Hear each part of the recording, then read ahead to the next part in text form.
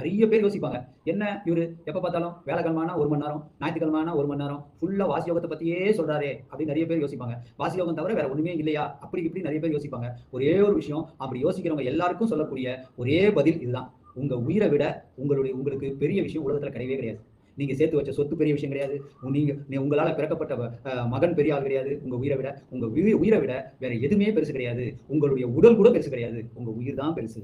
உங்க உயிரை பத்தி தான் நான் ஒவ்வொரு நாளும் பேசிட்டு இருக்கேன். ஏன்னா உயிரை வாசியோக பயிற்சி பண்ணணும். வாசின்றது உயிர்.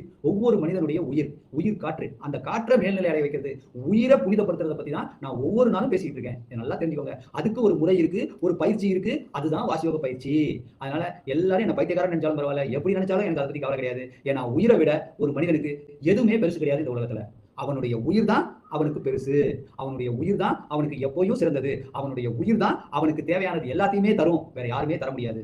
அதனால உயிரை தான் ஒவ்வொரு மனிதனும் வணங்கணும். அந்த உயிர் தான் வாசி. அந்த உயிருக்குரிய யோகம் தான் வாசி யோகம். அதனால வாசி யோக பயிற்சியை மட்டும்தான் உண்மையானது, அதுதான் நிலையானது, அதுதான் இறைவனை நோக்கி பயணிக்கக்கூடியதும். அதனால நல்லா தெரிஞ்சுக்கோங்க. வாசி யோகம் மட்டும்தான் ஆதியும் மூலமும் இறைவனை அடையக்கூடியது. வேற எதுவுமே கிடையாது. வேற எந்த மார்க்கத்திலையும் நீங்க இறைவனை அடைய முடியாது. எந்த மார்க்கத்துல நீங்க இறைவனை அடைஞ்சிட்டேன் அப்படின்னு நினைக்கிறது எல்லாமே மாயை. வாசியோகத்துல மட்டும்தான் நீங்க சிரசுக்குள்ள ஒருங்கி மேல்நிலை அடைஞ்சா மட்டும்தான் உண்மையான இறைவனை நீங்க அடைஞ்சதுக்கு சமம். நல்லா தெரிஞ்சுக்கோங்க. அதனாலதான் வாசியோகத்தை பத்தி மட்டுமே இந்த அகத்தியர் வாசியோகம் சேனல்ல ஒவ்வொரு தடவையும் நாங்க லைவ் போட்டு எல்லாருக்கும் இருக்கக்கூடிய சந்தேகத்தை கொஞ்சம் கொஞ்சமா தீர்த்துக்கிட்டே வரோம்.